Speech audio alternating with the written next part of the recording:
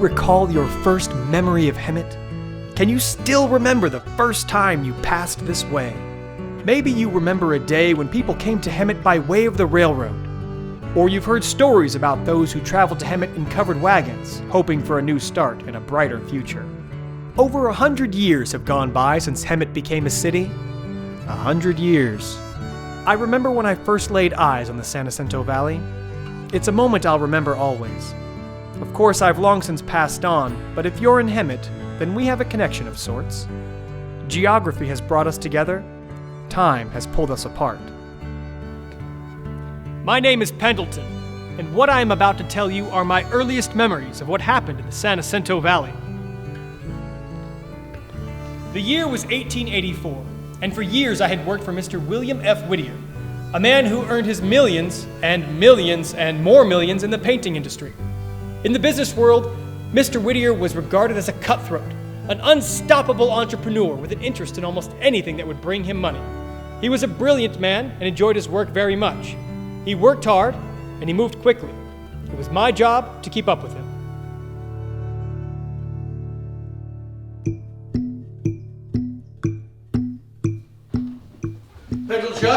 Pendleton, sir. What is on the agenda for today? Your workday, sir, will begin in approximately 5 minutes. From 10 o'clock to 11 o'clock, you will meet with your research and development department. There they will unveil 3 new shades of paint for your approval. I was able to get a preview of one, and I believe the shade Sunny Yellow would be wonderful to transform the room in which I take tea. Next. Yes, of course. From 12 o'clock to 1 o'clock, you will have lunch with your foreign investors. From 1 o'clock to 2 o'clock, you will initiate a hostile takeover of a smaller competitor. From 2 o'clock to 5 o'clock, you will tour your largest manufacturing facility and look for slacking employees to terminate. This evening, you will enjoy dinner with your family on a boat that tours the bay. Dinner? With my family on the bay? Pendelwad, why would I do that? Because, sir, today is your anniversary. Really? Truly. You've been married for 26 years. Really? It seems so much longer. Mr. Rockefeller will also be out on the bay with his boat this evening. Rockefeller? That rogue? That leprous canker sore will be on the bay? Not to worry, sir. I've arranged for your boat to be 3 times as large as his. That way you can look down on him and wave as you pass by. I'm not sure what it is I'm paying you, but I am quite certain it is not enough. Well, I don't expect I'll be getting a raise anytime soon. No, you won't. Now, you mentioned my workday does not begin until 10 a.m. What is to occupy my time for the next 2 hours? Collections. Collections. Mr. Whittier loves collection time. It both relaxes him and raises his blood pressure significantly. He looks through the books and dictates, while I take notes and try to interpret what he's really saying. Pendlechump, the record book indicates the McAllister Chicken Farm is $25,000 in debt and 6 months overdue on their payment. Get your pen ready. Fire at will, sir. McAllister, you are an abominable, formidable waste of flesh. Dear Sir, you have purchased vast amounts of my paint without having any intention of ever making a single payment. You are a valued customer, and our records indicate payment for painting supplies may be a tad overdue. If you do not remit payment in full in 3 days' time, I will come after you with whatever means I am capable of. I will hire collectors, thugs, hitmen. I will send the United States military to come and lay siege on your property. Please remit payment, or a slight penalty may apply. I hope you die! Have a nice day. I love collections. It really gets my blood flowing in the morning. Good heavens, I think I need to sit down. Good heavens. Turtlepen, the record book indicates that Mr. McAllister has died suddenly of heart failure. Well, it probably happened when he received your latest bill. Listen, I need you to send a letter to his widow expressing my very deepest condolences and informing her that it is now her responsibility to pay this $25,000, but I'd like you to attach some roses to it. I don't want to appear heartless, not at a time like this. You see?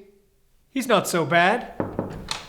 Excuse me, Father. I know how much you dislike interruptions, but Mr. Mayberry is here to see you. William? Edward Mayberry, what a surprise! What brings you to San Francisco? I was passing through on business. I hope I'm not interrupting anything. I know that your schedule's always very full. Nonsense. All of that can be rearranged. It's not every day I get to see my good friend, Edward Mayberry. Mattie told me that today's your anniversary. 26 years. Yes, my assistant, Pendelbrook, mentioned something of that to me earlier. Congratulations, William. I won't take up much of your time, but I have a business proposition for you. Really? I was down in the southern section of California, in the San Jacinto Valley. You've heard of it? Pendle Pigeon? Near San Bernardino. A day, perhaps 2 days' ride. Of course, yes. While I was in the area, I discovered a 40-foot gorge in the mountains, and I believe that I can construct a dam down there. And you want to buy some paint from us? Oh, may I recommend a delightful shade called Sunny Yellow. Pendlebarn, please. There's not many people living in the San Jacinto Valley at the moment, mostly loggers, miners, and the like. But I expect people will be moving into the valley in the near future. But you and I will get there before them. We will buy that land, we will build the dam, and we will control the water flow. We can design the town however we like it. And we will be able to purchase the land cheaply. We will control the valley's natural resources. We will store up the water in the winter and the spring and release it to the farms in the summer and the fall. What do you need from me? Funding and insight. Who will buy the land? Farmers, merchants, families. Timeline. As soon as we can get started. Expenses? Great. Profits? Far, far greater. I need to see this with my own eyes. Pendlechuck? We are going to take a trip to the San Jacinto Valley. I need you to make the arrangements. Edward, I need to go into my office in San Francisco. Will you join me? We can discuss this further. It would be a pleasure. Wonderful. Pendlewick, I need you to do me a great service.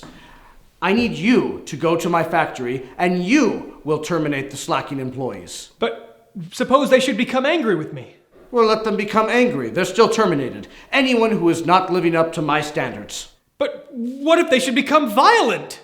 That's the difference between you and I. You seem to try to avoid conflict at all cost, as if that's even possible, whereas I look for it. I expect it. I even enjoy it. Now, remember what I always say, behave like a respectable human being until someone gives you the opportunity to behave otherwise.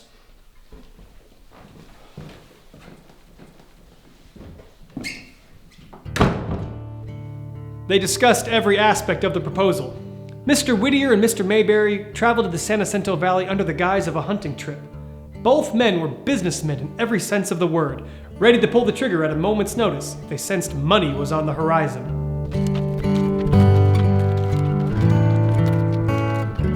The San Jacinto Valley had gained exposure in its own right. An author named Helen Hunt Jackson had visited the area and had written a novel about the poor treatment of the Native Americans who lived there.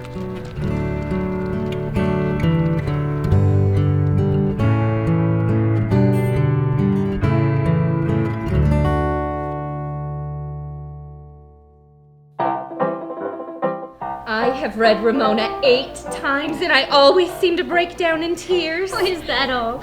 I have read this divine piece of literature 14 times. It's the passion, the forbidden, dangerous passion. You're blushing. I have to admit, when I immerse myself into this work, I just get so carried away. As do I.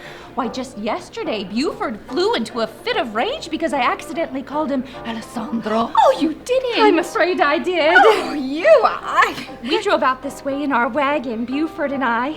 Everything we owned was packed away in back, but I had my copy of Ramona with me the entire time. Oh, Buford would get so upset with me. When we'd camp for the evening, I'd read Ramona by candlelight long after Buford fell asleep. And I would listen to the coyotes crying to the moon, and I would think of Ramona stuck in that terribly wonderful love triangle between Alessandro and Felipe, and I would swoon. Oh, I would swoon. I've often wondered if I might meet someone in this San Jacinto Valley who may have proven muse for Helen Hunt Jackson as she wrote. Yes, have you spoken with Mrs. Jordan at the hotel down the street? Oh, no, I'm afraid I've not yet had the pleasure. Everybody knows Mrs. Jordan is Aunt Ryan, Miss Jackson's book. Oh, you don't say! Yes! I'll take you to meet her. Hearing her tell it is the next best thing to be in there. Oh, why, that would be the highlight of my day. And I'm about to be the highlight of your evening. Excuse me, ladies. Sam Temple. Mind if I join you? It seems you already have. Oh, dear, what is that smell? Oh, that's bound to be me. I'm a working man. You'll have to pardon me. I think I might be going now. Yes. Oh, now, what's the rush? Did I ever hear you ladies talking about the novel Ramona? Oh, don't tell me the likes of you have ever read anything, let alone Miss Jackson's work. Why, I was one of the first people in the area to get a copy. Not only have I read it, I've lived it. What do you mean you've lived it, Mr. Temple? Well, I was the man who inspired Miss Jackson to write the character of Jim Farrar. What, you mean the villain? Oh, that awful wretch that shoots poor Alessandro at the end of the book? Oh, That's me. Of course, the actual man I shot was a man by the name of Juan Diego. I feel faint. Could you, Mr. Temple? Well, he stole my horse. You know how people around these parts feel about horse thieving? Besides, the horse is my best friend. Oh, I despise you, Mr. Temple. As do I. 5, 4, 3, 2, 1. Are you really the man who shot Alessandro? I sure am. Danger? Danger? Sam Temple, also known as Jim Farrar in the book Ramona, is one of the San Jacinto Valley's most notorious villains. He had a reputation for being a rather vicious drunk, with not much tolerance for those of different races. An Indian named Juan Diego stole Sam Temple's horse, and Mr. Temple tracked him back to his home and shot him in front of his wife, Ramona. Mr. Temple was taken to court, but was set free as he claimed he acted in self-defense. Indians were not allowed to testify in court in those days, and therefore, Ramona was not allowed to take the stand. The court had to take Sam Temple on his word, though most folks in the valley believed that he shot Juan Diego in cold blood. Mr. Temple got a lot of mileage out of his reputation for being the scourge of the valley. Pendelton? Pendelton, sir? Yes, Mr. Whittier. Mr. Mayberry, Mr. Stetson, and Mr. Johnston will be joining us in approximately 30 minutes. Mr. Stetson and Mr. Johnston are considering becoming partners in our new endeavor. Oh, wonderful, sir. Now that you've had a few days to look around, what do you think of the valley? Pendelwart, I look around at the beautiful scenery and I see dollar signs. I breathe deeply and I taste how pure the air is and I see dollar signs. Today, Mr. Mayberry took me to the area where we are to construct the dam, and Pendelwart, I see dollar signs, dollar signs, dollar signs.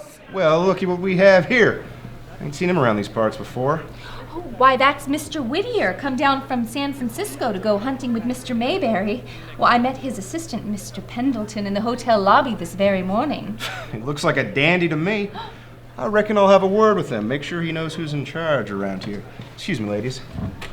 Hey, you there, fancy pants. I'd like a word with you.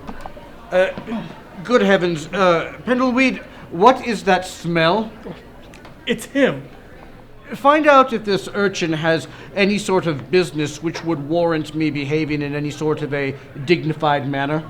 Mr. Whittier wants to know if you have an appointment. Pardon me? Mr. Whittier wants to know... I heard what you said. I'm Sam Temple. I don't need an appointment. Do you know who I am? You're Sam Temple. Folks around these parts call me Jim Farrar. Perhaps Dr. Sigmund Freud would be interested in this fellow's split personality disorder. However, it does not interest me in the slightest. I don't need a doctor. It's the people who cross my path that need a doctor. Toxic fumes making them ill, no doubt. Look here, fancy pants. The San Jacinto Valley is a place for miners and farmers and loggers, the rowdy type, like to shoot it out now and again. Not some sissy like you. So why don't you get back on your horse and get out of town before something happens? Listen here, Mr. Temple, Mr. Farrar, whatever your name may be. You haven't got the slightest idea with whom you're trifling with. Now, I suggest you turn your back and walk away. That is, of course, if you dare turn your back on me. You know, if I wanted to, I could snap my fingers and have you shot down, strung up, dragged behind horses, gagged, bound, and thrown into the ocean, or chopped into small little pieces and fed to the wolves. You know, I think I will buy this entire valley simply to annoy you. Maybe I will hire you to shine my shoes, because that's all that people like you are really good for. People who slither so close to the earth. What's the matter? You don't like what I'm saying to you? Then why don't you do something about it? Why don't you take out a knife or a gun, fire off a round, take a swing at me, see what happens? It's your funeral, Mr. Temple. Never, never aggravate a Whittier! Mr. Whittier says you're screwed. You're not worth my time. I have ladies to attend to. I decided to let him off the hook. We saw. Frankly, Mr. Temple, I'm disappointed. I don't believe a fellow such as yourself could have ever been the inspiration for the actual Jim Farrar. Yes, how could someone like you have gotten the best of someone like Alessandro?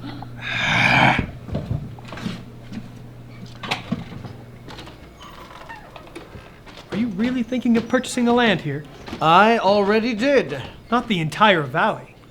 No, that was just talk. I purchased a mere 6,000 acres. 3,000 acres from a gentleman named Hewitt, and another 3,000 from a gentleman named Estadio. All for only $15 an acre.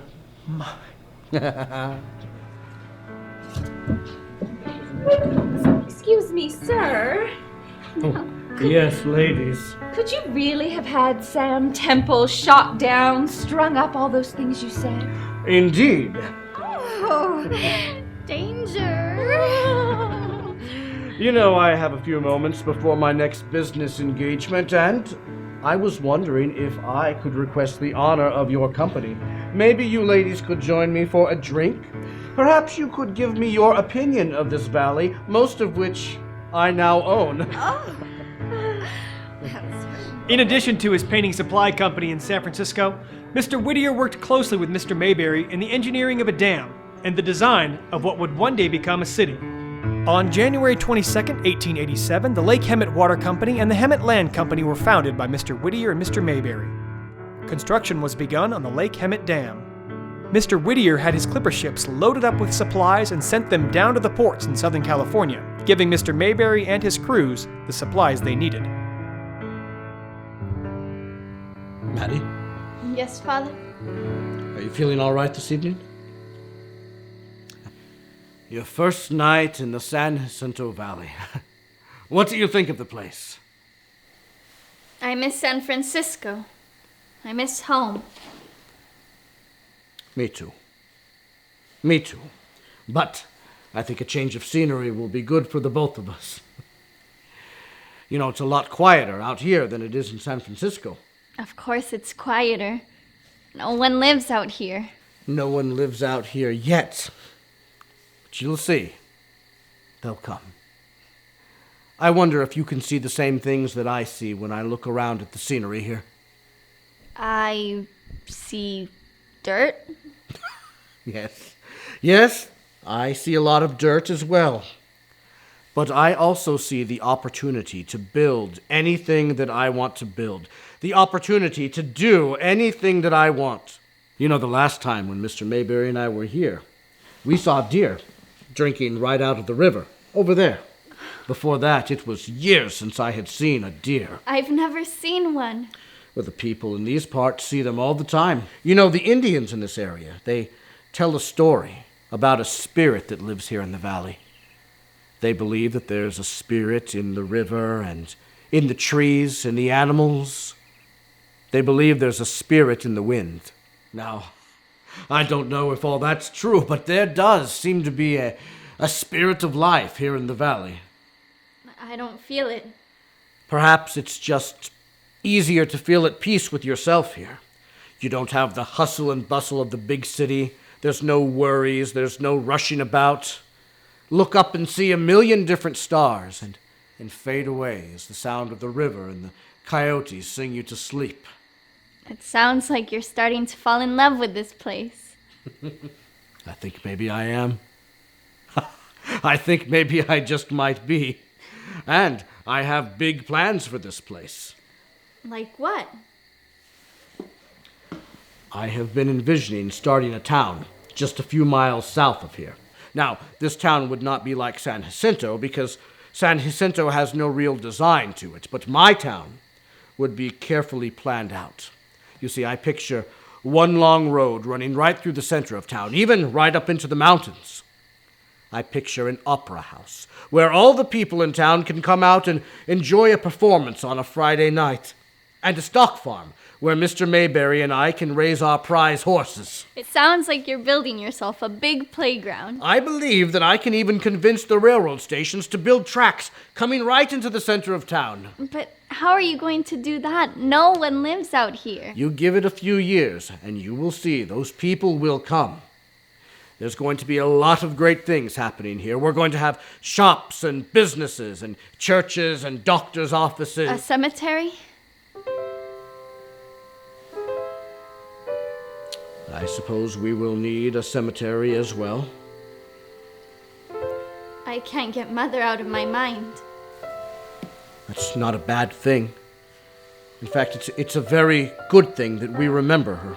I don't want to think about how she died. So you think about how she lived, and how she loved, how she laughed. She loved laughing. She had the most annoying laugh. It was really more like a cackle. No. I hate to say that, but you know, she loved you so much. She was so excited when we were expecting you. She knew that you were going to be a little girl right from the beginning. She wanted your nursery to be perfect. She even went out and bought paint from one of my competitors because I didn't have the shade that she wanted.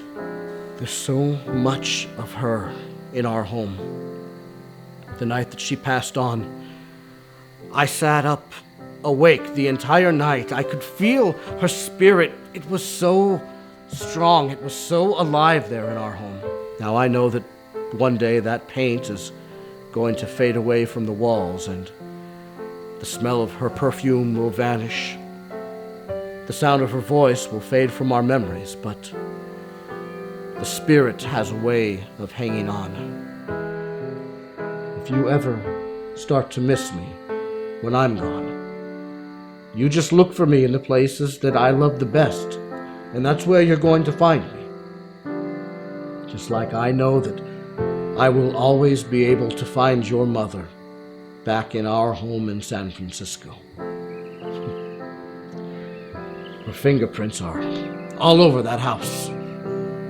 Just like your fingerprints are going to be all over this new town. My fingerprints, your fingerprints, and a lot of other people's fingerprints. Ours? You mean you're going to share your town? I am going to share my town with everyone except Mr. Rockefeller. I do not like that man. What are you going to call this new town of yours? I've been giving that quite a bit of thought. What do you think about Whittier Land? Oh, no. William World? Mm-mm. That was a coyote. Now, in a few seconds, another coyote will answer him from miles away. Look at the stars. Millions of stars. The town Mr. Whittier and Mr. Mayberry built came to be known as Hemet. To drown the heartache and the sorrow, Mr. Whittier turned to hope. He had hope in his new city, as did all the people who started purchasing land there. With Mr. Whittier's brilliant mind, his ability to complete projects, and his millions of dollars, he went to work. Mr. Whittier traveled between San Francisco and Hemet regularly, and insisted upon daily communication with those of us that he had in charge of his projects, and became quite irritated if information was not readily available. Mr. Whittier was so energetic when he returned to Hemet. He was so enthusiastic to see how his projects were coming along. Good day, Pendelton. Mr. Whittier! Mr. Whittier, welcome back, Mr. Whittier. Thank you. Yes. How are things in San Francisco? Well, we have our good days and our bad days, but I suppose so long as the money continues to pour in, even the bad days are good. Yeah. Let's get down to work, shall we? Wouldn't you rather rest first? Perhaps have some dinner? Pendleton, rest is the one luxury I have never been able to afford. Now, what have we here? As you requested, I have prepared a diagram of your properties, and you can see here each section laid out in 40-acre parcels. Now, each of these has an asking price of $100 per acre with a 7% rate of interest. Giving you an $85 per acre return on your investment, sir. Not to mention what we're going to be pulling in on that interest rate. As well as the promise of water from the Lake Hemet Water Company, which has been a bigger selling point than I ever could have imagined. The farmers in your area are sleeping much better at night knowing their crops will be well watered. And the flumes? The flumes are functioning properly? It seems Mr. Mayberry's vision has been executed flawlessly. Each of the 40-acre parcels are able to receive water from the Lake Hemet Water Company, putting even more money in your pocket. I do consider myself to be quite the visionary, but years ago, Pendlebrook, if you had told me that in addition to selling paint, I would be selling water and real estate, I would have thought you were mad. Mr. Mayberry certainly has come up with a winning proposition, hasn't he? Indeed he has, sir. Indeed.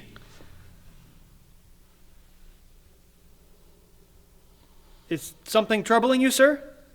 Pendelwad, I'm looking at the names of the streets here, and we've got 5 streets. 4 of them named after men who were influential in founding the city. Stetson, Johnston, Whittier, Mayberry, and then we come to Acacia, which was named after a tree. Really, could we not have found a 5th influential person that we could have named Acacia Street after? If I may be so bold, sir, we could rename Acacia Street. Rename it what? Pendleton Street! Oh, sir, please allow me my place in the history of Hemet's founders. The Stetson, Johnston, Whittier, Mayberry, and Pendleton!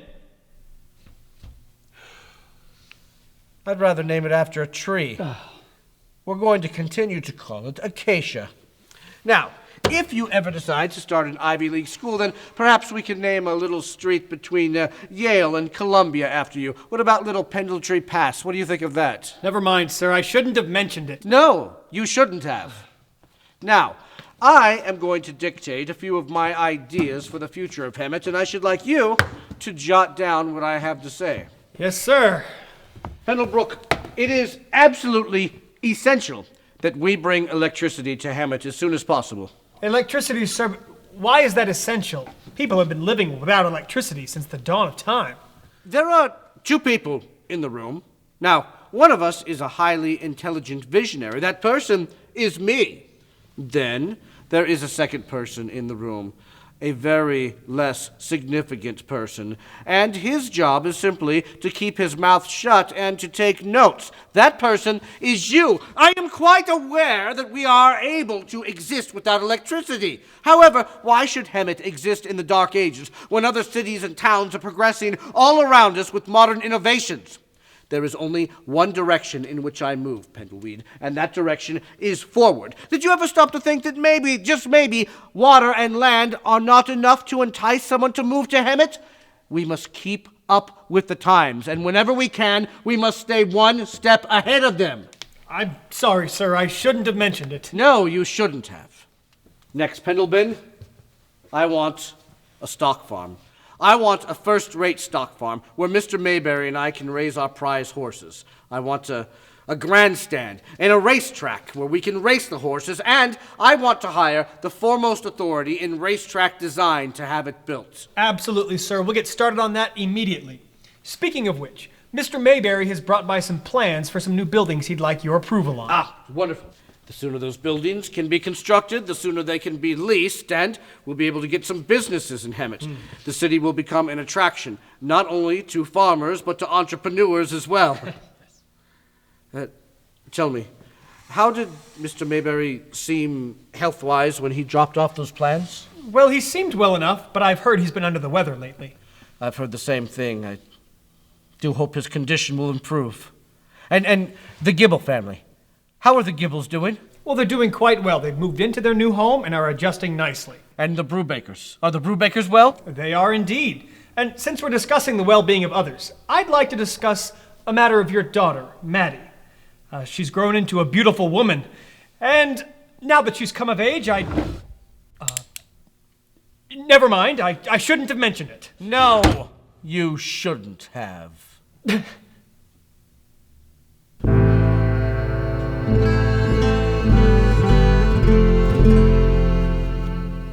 day, Edward.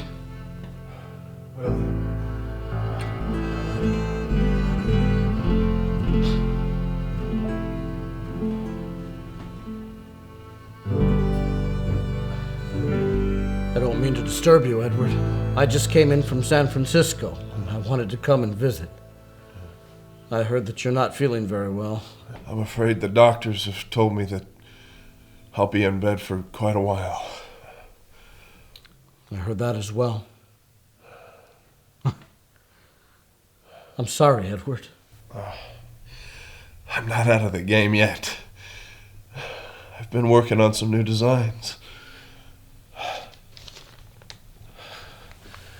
Can you imagine this downtown? This is spectacular. This is one of your best. I have more designs. I can't wait to see them. William, my designs, my buildings, my life's work. If I have to leave town to attend to some business, if I can't be here, will You have my word. I will make sure that these buildings are constructed. And Edward, wherever your travels take you, I want you to know that Hemet has benefited greatly from your work here.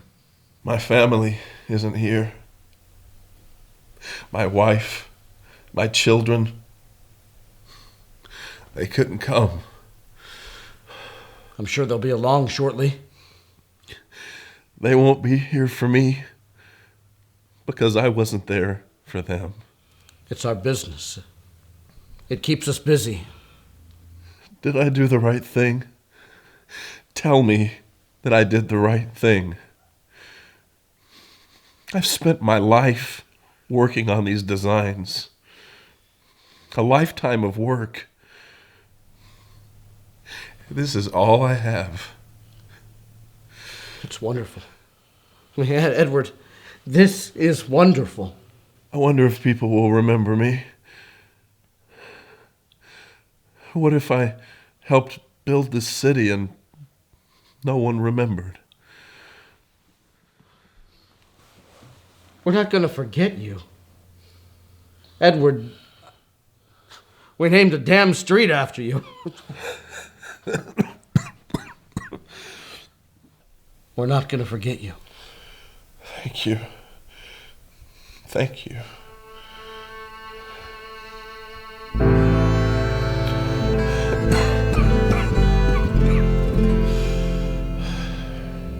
The years passed. The loss of Mr. Mayberry left a deep hole in the heart of Mr. Whittier. He had lost a great source of inspiration, a partner, a friend. Good night, Edward. Mr. Whittier carried on his work in Hemet and built his stock farm, complete with a racetrack and grandstand. In fact, it was one of the finest stock farms around. Hemet took pride in the fact that Wilbur Lew, the world-famous trotter, was kept at the stock farm. Many new families started moving to Hemet, and many people just coming to visit, taking in shows at the Opera House or watching the horse races. And yes, there were still those who had read the book Ramona and wanted to see the area where the story took place. Then it happened. In the year 1910, with a recorded population of 992, Hemet officially became a city. Will you just look around? Isn't this exciting? Oh, I do believe all of Hemet has turned out for the festivities. Oh, look, there's Mayor Brown. Good day, Mayor Brown. Oh, heavens, I do believe he just smiled at me. Yeah, he just said something. Bret, I can't hear what he said over the noise of the train. Oh, Hemet is supposed to be packed full of people today coming to town to see old Wilbur Lew race. Well, I reckon the Hotel Hemet will be full tonight. Who would have ever thought that Hemet would become famous over a horse? My husband is constantly making fun of poor Wilbur Lou for his name, and I always remind Buford that his name isn't much better. Oh my, will you look at all those wealthy, well-dressed, husky young men coming off that train? Coming to place bets on old Wilbur Lou, I imagine. Danger. Danger! You and I simply must go to the opera house this Friday evening. Oh, really? Who's performing? A world-renowned baritone.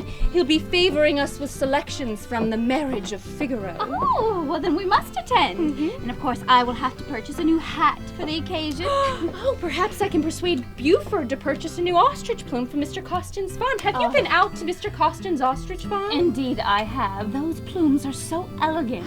I just know that if we both wear those ostrich plumes in our hats, that world-renowned baritone will lock eyes on us all the way from the stage, and he'll be so dazzled that he'll start singing bass.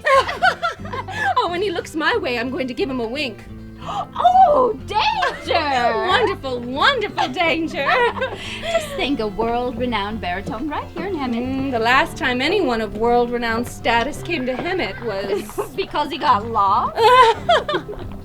Good day, ladies. Oh, good afternoon, Mayor Brown. How are you today, Mr. Brown? I'm very well, thank you. Say, will you ladies be watching Wilbur Lou today at the stock Oh, farm? well, we wouldn't miss it. Should be an exciting race. The grandstand at the stock farm seats 300 people. But that might not be enough room with all the folks coming into town to watch the races. What an amazing thing it must be to look all around Hemet at everything you see and know that you're the mayor. Well, the very first mayor, in fact. You, Mayor Brown, will forever be known as the very first mayor of Hemet. It does give one certain satisfaction.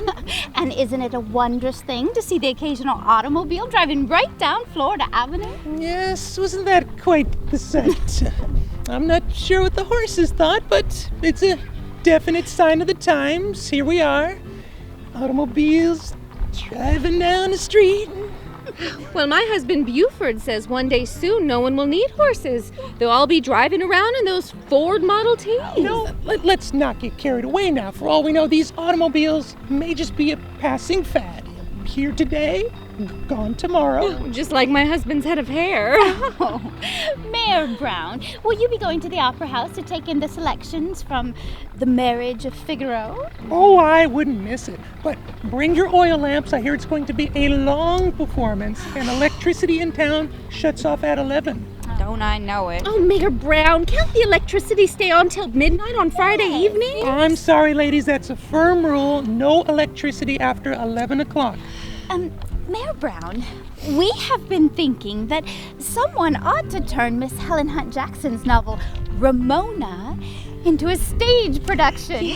Perhaps it could even be performed at the opera house or somewhere around town. A stage production of Ramona. Wouldn't that be something? All those people coming to see a tale of forbidden passion and danger. Danger! Oh, ladies, I believe Ramona is just a passing fad like the automobile. Mark my words, 100 years from now, people will still be taking the train into town to watch the horse races, not driving in some automobile to watch Ramona. Well, I best be going. See you ladies at the races. Good day, Mayor Brown. You have a nice day, Mayor Brown. That's an interesting fellow. Well, my husband Buford says that he's just a puppet. My husband says that even though Mr. Whittier lives in San Francisco, he's the one who calls all the shots around here. Pendelheimer, welcome back. What news do you have for me today? Well, sir, this won't be easy to hear. Of course not. If it were an easy job, it would be given to the mayor to handle, not to me. So out with it. Sir, businesses are worried. The residents of the town are falling on hard financial times. Well, that shouldn't be the case. Hemet is a growing, thriving community, and a growing, thriving community should mean a growing, thriving economy. Yes, sir, but the people seem to be leaving town to shop. Pendlebury, are you telling me that the residents of Hemet are going to shop in San Jacinto? That appears to be the case, sir. Well, that's an easy fix. From now on, no one shops in San Jacinto. No one shops in San Jacinto. No one shops in San Jacinto. You will spread the word, and if I find that any of my employees are shopping in San Jacinto, they will lose their position with me immediately. But the people will be irate, Mr. Whittier. They can get goods much cheaper in San Jacinto. Well, then we will tell our merchants they will not raise their prices, and they will not take advantage of the central location. For heaven's sakes, Pendelton, this shouldn't even be an issue. They will not like it, sir. They don't have to like it. They just have to do it. I know what I'm talking about, Pendlewood. I did not become a success by mistake. Now, there is no reason for people to shop in San Jacinto. It's more convenient for them to shop in Hemet, and the local economy will be stimulated when they shop in Hemet. Next order of business. Sir, the farmers are unhappy with the price you're charging them for water. Is that a fact? Yes, it sounds as if there's going to be an uprising. What do you mean there's going to be an uprising? Pendlebrook, these people knew when they purchased land there was going to be an additional fee for the water. Now, the water that God gives them when it rains, they can have that for free. But if they want to purchase water from the Lake Hemet Water Company, they are going to have to pay what I ask. Unless, of course, they'd like to go shopping for water in San Jacinto. They're suing you, sir. What? I'm sorry. What's Pendleton? They're suing you. They've banded together, they've found representation, and they're taking you to court.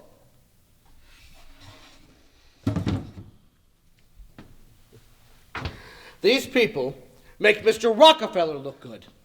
I've been sued many times before. That's no secret. I certainly know my way around a courtroom. But you would think these people would show a little more gratitude. Whose clipper ships came all the way from San Francisco carrying the supplies we needed to build this town? Those were mine. Who is the one who donated the land so the Baptists and the Episcopalians could build a church here? That was me. Who's the one who is constantly pouring his own money into this town? I am. Who's the one who makes all the hard decisions, all the tough choices that no one else has the courage to make? And now, who's the one getting sued? I am. Sometimes, Pendleton, sometimes I wonder why I even bother. Because ultimately, sir, it makes you rich.